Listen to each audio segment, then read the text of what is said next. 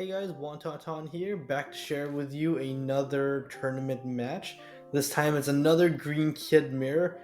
I know I always post mirrors, but I'm sorry, that's I can only record when I'm sitting at the end of a row just because of space constraints. And it turns out every time I'm at the end of the row and there's a match that's good enough to show you guys, it happens to be a mirror, and it doesn't help that I'm also a kid player, and kid is probably one of the most popular decks I run across as well. I chose to go first just because I do like having the initial tempo going into the mirror. I had a really good hand, didn't even need to mulligan it. If you guys saw, I had an Okiko and 8 drop kid, which are cards you generally just always want in the mirror in your hand. Is something you should always be mulliganing for, especially Okiko. I think in most matchups you just want to have an Okiko in your starting hand. It also helps I had got an Izzo and a Drake as well, and a Yamato that can just drop on turn 3. Nothing fancy here, just your standard turn 1 Momo. Another card you should always be looking to mulligan for in your opening hand. And that's one of the advantages of going second, is that you can drop Momo or Bonnie on your first turn and activate them immediately without messing up your curve. Here, of course, I just dropped the Okiku. It's essentially a blank board. And Okiku is so important to get out early. A lot of times, I find that whoever gets their Okiku out first and protects them well enough is usually the one who wins the game, just because she represents so much pressure early. But in this case, he actually had Neko, which is actually the perfect early game counter to Okiku, and he commits the 7,000 attack this early just to make sure she gets off the board. Which I agree. I would probably have done the same in his shoes as well. Okiku is just too strong to leave up. And here you can see I just take my time. I'm just trying to think if I could defend it with counters in my hand, but I was debating. I think it was gonna cost me like 3 cards, and in the end I just didn't think it was worth it. But it it wasn't the worst thing to get rid of Okiku, just because Neko was the only thing on his board, so I got to drop a Yamato on essentially an open board here. And Yamato is one of those cards I'm not exactly sure if I still want to run her. I only run one of her just for the Kaido matchup, so I don't see her too often. But this is one of those times where Yamato just does so much work, because she represents just as much, if not more, pressure than Okiku because of her ability to double attack and banish life. It's something that he basically needs to always keep extra cards in hand or leave up active Dawn, just to make sure that a hit from Yamato doesn't connect. Because it's going to put him in a really rough spot if he just loses 2 life cards like that. Here he responds with a pretty strong turn of his own, a Bonnie and an Okiku, picks up the kid. A good pickup for him, just because I have one of my own, and if he didn't have a Hawkins or a 7-cost kid on the board, by the time I dropped mine, he would have been in real trouble. He takes a swing at me. I don't mind taking it. I do like refilling my hand early like that, just to get a little bit of card advantage. And this is why sometimes cards like Neko and Izzo are worth keeping in the mulligan. I wouldn't do it at the expense of having no like mid to late game drops, but it's just something to consider, just because sometimes they do drop Okiku here. If I didn't have the Izzo, I might be in trouble. And as you saw earlier, if he didn't have the Neko, he would have been in trouble, just because the Okiku would just like wreak havoc. I, of course, dropped my Izzo here. I didn't want to take the risk at swinging and him just defending the Okiku. I just wanted to get her off the board, so I committed the killer here. Just take a swing here. I didn't really expect this hit to connect, but I was confident I could defend Yamato with the counters in my hand. And who knows, maybe it did. Maybe it would have connected, and I would have been in a pretty good spot.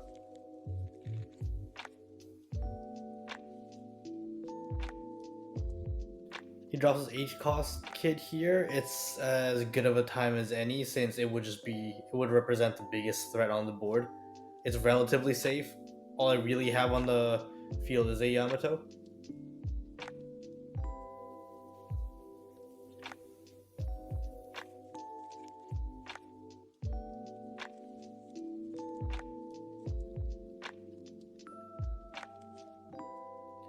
Here I am just thinking and thinking and thinking and thinking, and then I just eventually come to the conclusion that the best thing to do is just to drop an 8 drop kit of my own. Sometimes this is the best play, just to match them. His board isn't particularly strong either, so this board is essentially kid versus kid. I have a slight advantage just because I do have the Yamato on the field. I know a lot of you out there are also green kid players just because of how popular the deck is. Let me know what you guys think of Yamato. How many of her do you run? Do you guys even run her? I don't notice her most of the time just because I run her as a one of, and as a result, I don't see her most of the time. And I feel like most of the time when I do get her, she just feels more like a win more card. It's pretty hard to get her on the board, and like this game is an exception rather than a rule, just because she was able to come out on a blank board, but that's not usually the case. He takes the opportunity here to develop another kit of his own, which is slightly problematic just because it's already so hard to punch through one, and I haven't exactly developed the greatest board, even though I do have an 8 cost kit of my own. He takes 2 swings at my life, which he manages to successfully chip away at, and along with the 2 kids on his board, I'm starting to definitely feel the heat here. I take a swing at his kid. He just defends it easily with 2 counters.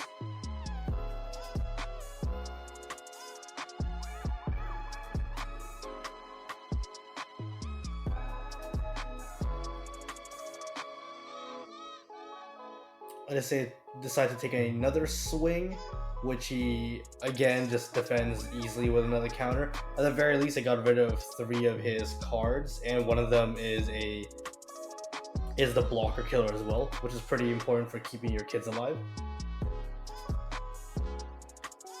I wanted to protect Yamato just because she was my only other real threat on the board, and so I didn't want to swing with her at 8,000 and just have him counter it again. I would essentially just be putting her in danger for nothing.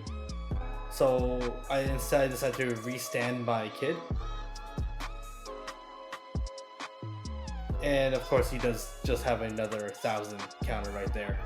And so he managed to protect his kid through 3 of my attacks, which put me in a pretty bad spot, because I essentially spent my entire turn just getting rid of, not affecting the board state in any way.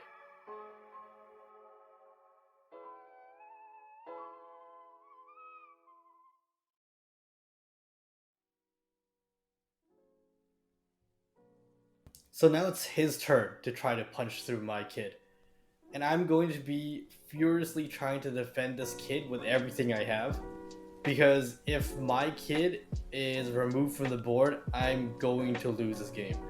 He was the only thing keeping me in the game, so I was ready to just dump my hand to protect him.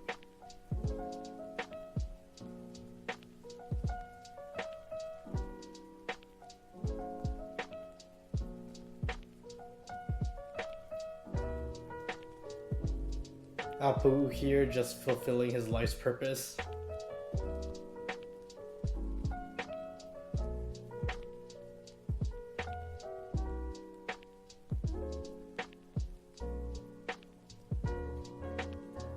Despite my best efforts, he does manage to actually punch through my kid, but at the very least, I was able to rest his blocker, and he used up his entire turn doing so. So it did give me a shot at retaking the board, just because he wasn't able to develop anything else other than the beige.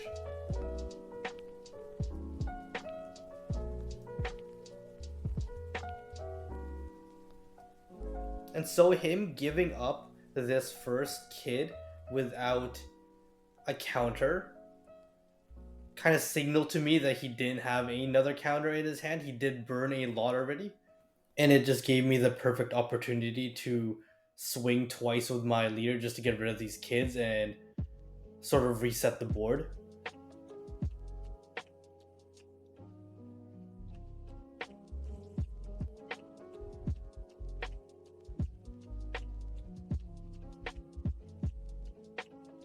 And you can see I chose to discard the 7 Dawn Kid just to swing twice rather than developing him, just because it's more important to get rid of his 8 Dawn Kids than developing a board of my own. Because whatever board I try to develop will never be safe with those 2 up.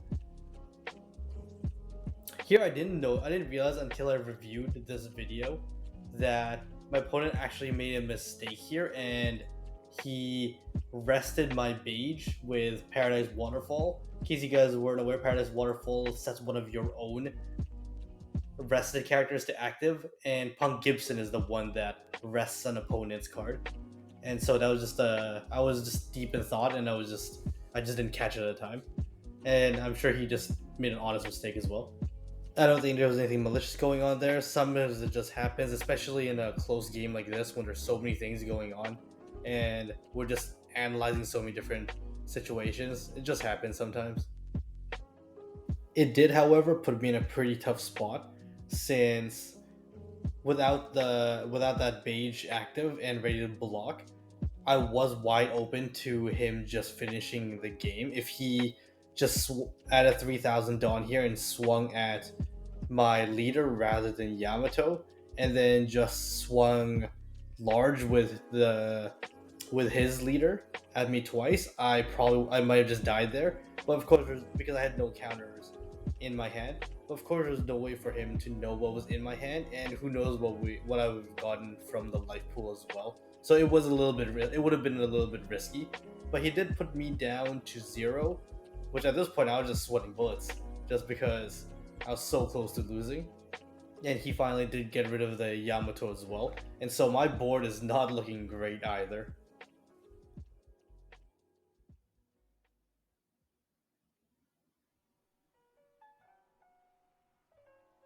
It's funny just watching the board state here. We're so late into the game, but the board is full of like 1, 2, 3 drops, which is not something you see too often.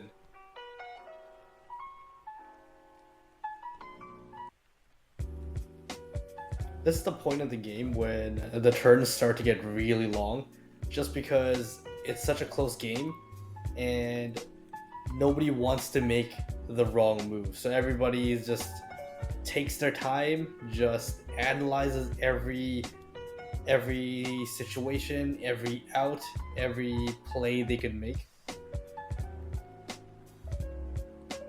I decided to just clear the board, just because even though they are small, if he commits enough Dawn onto them, they are just an extra attack on my leader too. And so I just decided to go for the safe route here, rather than trying to finish him.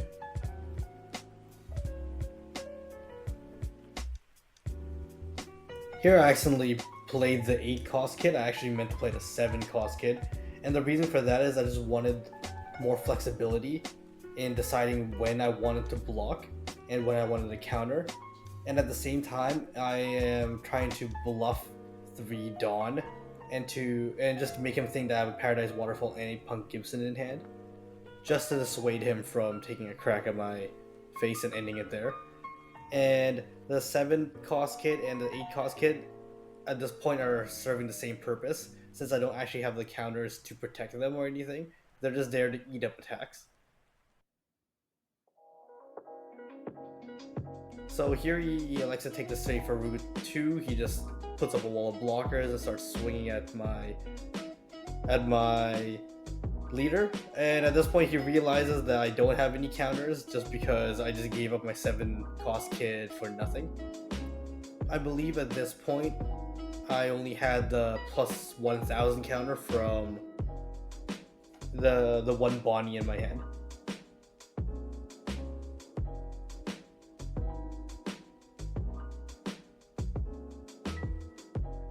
And so one way or another, this game was gonna end. I thought that the only route here was to just take my shot and hope that I can knock him out this turn using my Izzo and my killer just to get some extra attacks in. Because next turn I was dead for sure. I have no blockers, I have no counters, and so I just need to take my shot here. And with that straw sword, I was able to get in that extra hit, get rid of one of his blockers, and lucky for me, he didn't have any more counters in hand or anything, and I was able to grab this victory just by the skin of my teeth. These mirrors are always tough to play, and they're always the most satisfying ones to play as well. That's it for me, guys. Thanks for watching. You guys know the drill. If you guys have any questions or concerns, leave them in the comment section down below. If you guys like this type of content, please consider leaving a like and subscribing. Until next time, I'll talk to you guys later.